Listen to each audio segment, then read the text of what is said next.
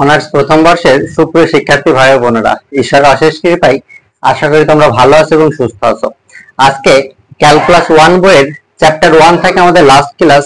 আজকের ক্লাসে আমরা একটা গাণিতিক সমস্যার সমাধান করব। তো চলো দেখা যাক গাণিতিক সমস্যাটা কি বলে। গাণিতিক সমস্যাটাই আমাদেরকে মূলত ডোমেইন নির্ণয় করতে বলছে। তো চলো কি দেওয়া আছে প্রশ্নটা একটু পড়ি আমরা। দেখো দেওয়া আছে একটা ফাংশন f of x সমান x স্কয়ার মাইনাস 16 এবং g of x equal root x, অর্থাৎ দুইটা ফাংশন দেওয়া আছে, একটা হলো f of x ফাংশন আর একটা হলো g of x ফাংশন। তবে g of f দেখেন বলা আছে যে g of f of x, অর্থাৎ দুইটা ফাংশন একসাথে করা নির্ণয় করো। দেন বলছে অতঃপর যে ফাংশনটা নির্ণয় করলাম ওই ফাংশনটার ডোমেইনও আমাকে বের করতে বলছে। সুপ্রিয় শিক্ষার্থী, তাহলে অঙ্কটা করতে হলে আমাদেরকে আগে ফাংশন সম্পর্কে একটু ধারণা থাকা লাগবে। যদি একটু দেখো, যদি f of x সমান ধরে নিই যে কোনো একটা ফাংশন f of x সমান x স্কয়ার প্লাস 1, এইটা আমার দেওয়া আছে।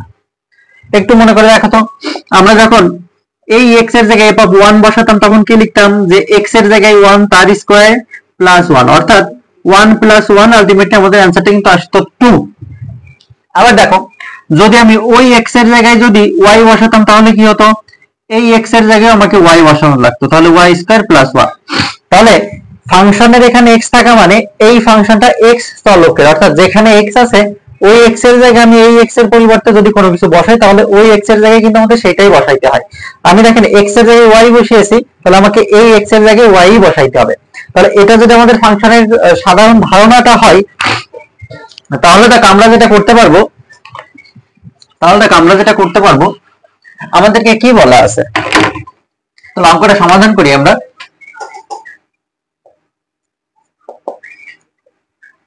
একটু মনোযোগ দিয়ে দেখো, দেওয়া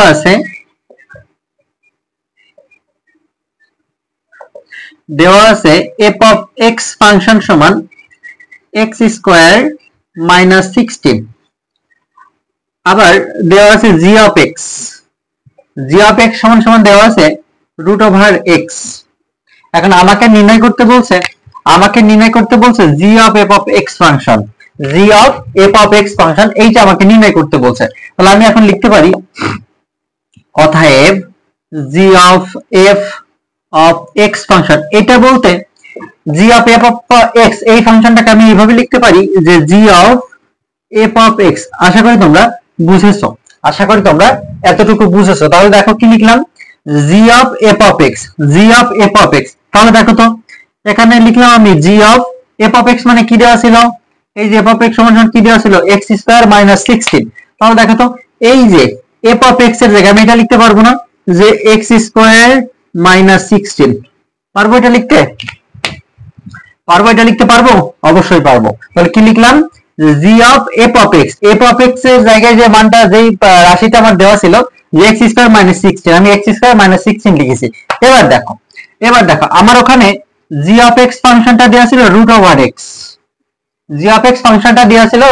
x, এখন আমি বসালাম g of সমান x স্কয়ার মাইনাস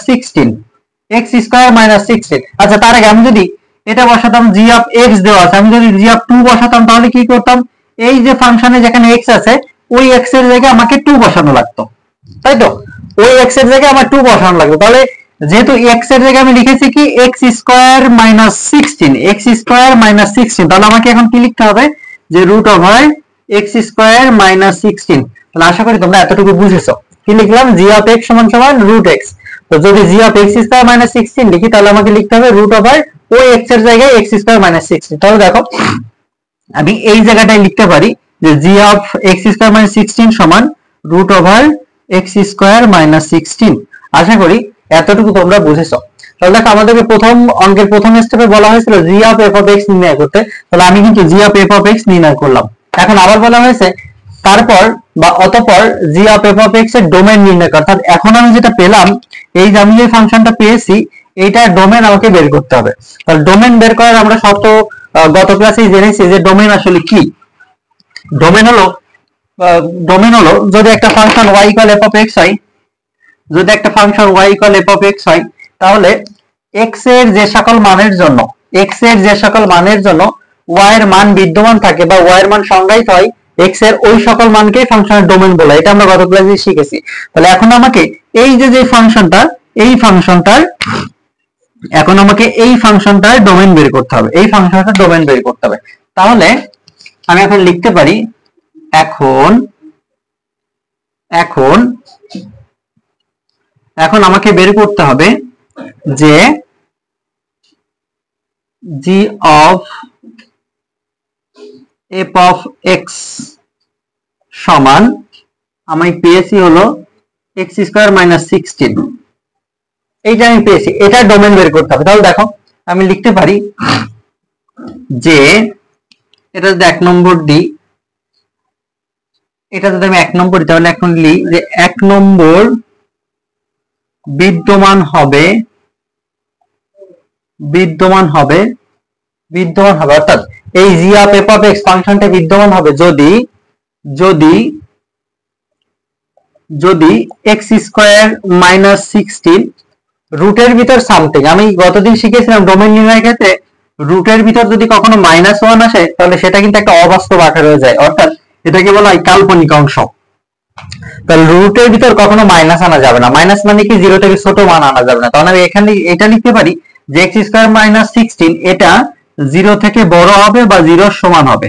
আশা করি তোমরা এতটুকু তোমাদের খেয়াল আছে এবং তোমরা এখান থেকে বুঝতে পারতেছো। কি লিখলাম যে x square minus 16 is greater than equal 0, অর্থাৎ যদি x স্কয়ার মাইনাস 16 এটা 0 থেকে বড় বা সমান হয় তাহলেই এই ফাংশনটার একটা নির্দিষ্ট মান থাকবে, অর্থাৎ এর একটা ডোমেন থাকবে। তাহলে x এর যে সকল মান বসালে এই শর্তটা সিদ্ধ হবে যে 0 থেকে বড় বা সমান, x এর ওই সকল মানকে বলা হবে এই ফাংশনটার ডোমেন। আশা করি তোমরা এতটুকু বুঝেছো। তাহলে দেখো এখানে আমি কি লিখতে পারি, এখন এই অসমতাটিকে আমাদেরকে সমাধান করতে হবে। এই অসমতাটিকে সমাধান করতে হলে তখন আমি দেখো এটাকে লিখতে পারি যে x স্কয়ার মাইনাস 4 তার স্কয়ার। আশা করি তোমরা এতটুকু বুঝেছো।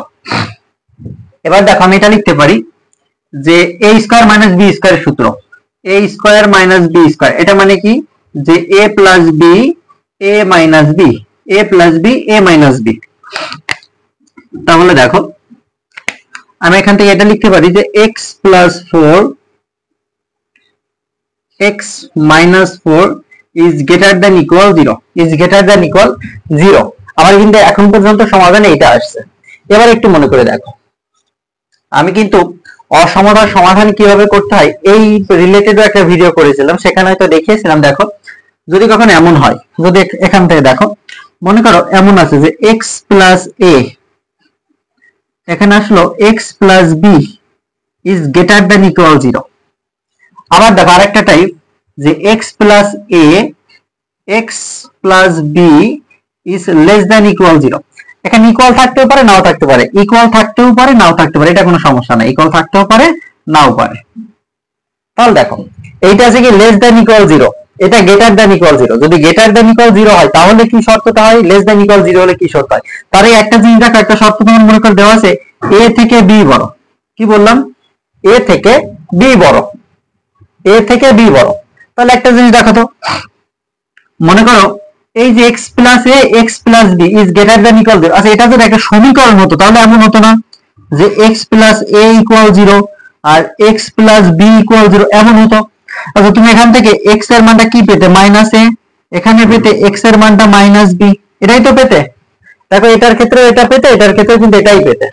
এবার মনে দেখো তো a থেকে b বড়, a থেকে b বড়, তুমি এখানে পাচ্ছ a থেকে যেহেতু b টা বড়, মনে করো এটা যদি 2 হয় b টা মনে করো 3, তো তুমি এখানে পাচ্ছ এর, তাহলে এখানে x এর মানটা কি পাচ্ছ, মনে করো এর মান আমি 2 ধরেছি, এর মানটা 2 ধরলাম, b এর মানটা 3 ধরলাম। তাহলে এর মানটা তুমি পাচ্ছ -2, b এর মানটা পাচ্ছ -3। তাহলে বলো তো এটা বড়, দেখো তো এটা বড় নাকি এটা বড়, অবশ্যই -2টা বড়, কারণ এই যে এটা যদি 0 হয় এটা -1 এটা -2, অর্থাৎ ঋণাত্মকের দিক থেকে ছোটটা কিন্তু বড় হয়, অর্থাৎ -1 থেকে -2 ছোট, -2 থেকে -3 ছোট, যত দূরে থাকে তত ছোট হতে থাকে।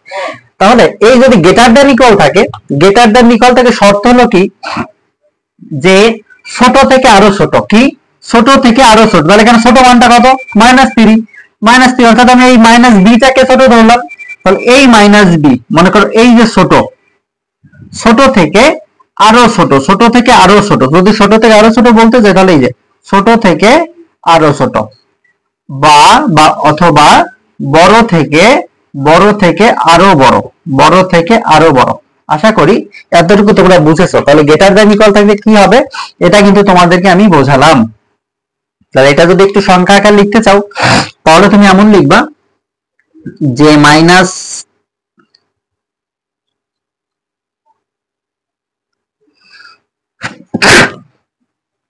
তাহলে তুমি এটা লিখবা যে -3 is greater than equal to বা -2 is less than equal x, অর্থাৎ -2 থেকে x এর মান বড়, মানে বড় থেকে আরো বড়, ছোট থেকে আরো ছোট, এটা বললাম। আর এইটার ক্ষেত্রে দেখো, এটা তুমি কি লিখতে, এটা লিখতে ছোট থেকে বড়, বড় থেকে ছোট। তাহলে x এর মান হলো -a, x এর মান -b। আমি কি এখানে কি পেলাম যে -3 টা হলো ছোট, তাহলে এটা হতো কিন্তু যে -b is greater than equal x is less than equal x is less than equal -a, এটা কিন্তু ফাংশনটা। তাহলে তুমি যদি সংখ্যা আকারে লিখতে, যে আমি যেমন এর মান 2 ধরেছিলাম, তাহলে আলটিমেটলি কিন্তু এখানে এমন হতো যে -3 is less than equal x is less than equal -2। Ultimately কিন্তু অ্যানসারটা এমন আসে। তাহলে আমি যেটা মূল জিনিস যেটা বোঝাইতে চাচ্ছি তোমাদের, সেটা হলো যদি গ্রেটার দ্যান ইকুয়াল থাকে তাহলে ওই যে যেই উৎপাদগুলো আসবে বা উৎপাদকগুলো আসবে, ওই উৎপাদকের x এর মান যেগুলো হবে সেই মানগুলোর ভিতর ছোট যেটা, ছোট থেকে আরো ছোট, বড় থেকে আরো বড়, আমি এটা দিব। আর যদি লেস দ্যান ইকুয়াল থাকে তাহলে দিব যে ছোট থেকে বড়, বড় থেকে ছোট x এর মানটা। তাহলে এখানে এবার যদি একটু ফলো করো, বা যদি এই জায়গাটায় ফলো করো, আমাদের মূল অঙ্কটাই কি বলছে দেখো, মূল অঙ্কটাই বলছে যে x ইকুয়াল 4 বা x প্লাস 4 x মাইনাস 4। তাহলে এখান থেকে তুমি আলটিমেটলি এমন পাচ্ছ না, x এর মান একটা -4, x এর মান একটা 4, x প্লাস 4 ইকুয়াল 0। তাহলে x এর মান -4, x মাইনাস 4 ইকুয়াল 0। তাহলে x এর মান 4। তাহলে দেখো 4 বড় নাকি -4 বড়? অবভিয়াসলি 4 টা বড়, -4 টা ছোট। তাহলে আমি কি লিখবো, আমার এই সমাধানটা আলটিমেটলি কি আসবে, যে ছোট থেকে আরো ছোট। ছোট কত এখানে? -4, -4 থেকে আরো ছোট বা বড়, বড় থেকে আরো বড়। আশা করি তোমরা এতটুকু বুঝেছো। কি লিখলাম, যে x এর মান -4 এবং x এর মান 4, ছোট কোনটা? -4। তাহলে ছোট থেকে আরো ছোট, ছোট থেকে বড় থেকে আরো বড়, আমি জাস্ট এইটাই লিখেছি। তাহলে যদি গ্রেটার দ্যান ইকুয়াল থাকে অসমতার ক্ষেত্রে, তাহলে কিভাবে সমাধানটা করতে হয় আশা করি তোমরা এতটুকু বুঝেছো। তাহলে আমাদেরকে যে ডোমেন বের করতে বলছিল, এটাই কিন্তু আমাদের ডোমেন। তাহলে আমরা এখন এই ডোমেনটাকে লিখতে পারি, অতএব domain of G of x. তাহলে ওটাকে যদি আমি জাস্ট একটা নাম দিই, domain of G of x, এটার সমান সমান হবে এই যে এখানে যেটা পেয়েছি আমরা। তাহলে এখানে কি পেয়েছি, তাহলে একটা পেয়েছি দেখো, এইটাকে আমি লিখতে পারি যে বলছে -4 থেকে ছোট, -4 থেকে ছোট অসীম পর্যন্ত। তাহলে এখান থেকে আমি এটা লিখতে পারি যে -ইনফিনিটি থেকে -4 পর্যন্ত, -ইনফিনিটি থেকে, অর্থাৎ -4 থেকে -ইনফিনিটি পর্যন্ত। কারণ কি, -4 সর্বোচ্চ মান, তার থেকে যত কমতে থাকে তাই বলছে। তাহলে সর্বোচ্চ মান -4, যেহেতু এখানে ইকুয়াল আছে তাই এখানে বদ্ধ ব্যবধি দিয়েছি, দেন -ইনফিনিটি পর্যন্ত। তারপরটা দেখো কি দেওয়া আছে, তারপরটা দেওয়া আছে 4 থেকে অসীম পর্যন্ত। তাহলে ক্লোজ ইন্টারভাল বা বদ্ধ ব্যবধি 4, সেখান থেকে +ইনফিনিটি পর্যন্ত। তাহলে এটা কিন্তু আমাদের ওই মূল ফাংশনটার ডোমেন। তাহলে আশা করি তোমরা এই ডোমেন নির্ণয়টা শিখেছো। যদিও এটাই আমাদেরকে চিত্র অঙ্কন করতে বলে নাই, যদিও এটাই আমাদেরকে সরল রেখা স্থাপন করতে বলে না ডোমেনটা, তাহলে যদি আমি সরল রেখা, এই ডোমেনের সরল রেখাটা অঙ্কন করতাম তাহলে দেখো কেমন হতো। যদি এটা আমাদেরকে বলে না, তারপরে একটু শিখে রাখি। তাহলে দেখো এইটা যদি এটা যদি মূল বিন্দু 0 0 হতো, মূল বিন্দু মনে করো 0 হলো, তারপর এটা কি বলছে, মনে করো এটা 1, এটা 2, এটা 3, এটা 4, 1 2 3 4। তাহলে দেখো এইটা 4, এটা 4, কি বলছে, এটা মনে করো x, এটা মনে করো x ড্যাশ, -4 থেকে -ইনফিনিটি পর্যন্ত। তাহলে এই যে -4, এটা হলো -4, এটা হলো +4। তাহলে এটা মনে করো -3, এটা 3, দেন এখানে 2 আছে, এখানে 1 আছে, তাহলে এখানে -1, এখানে -2। তাহলে এই যে 4 সহ, এই যে ক্লোজ ইন্টারভাল মানে 4 সহ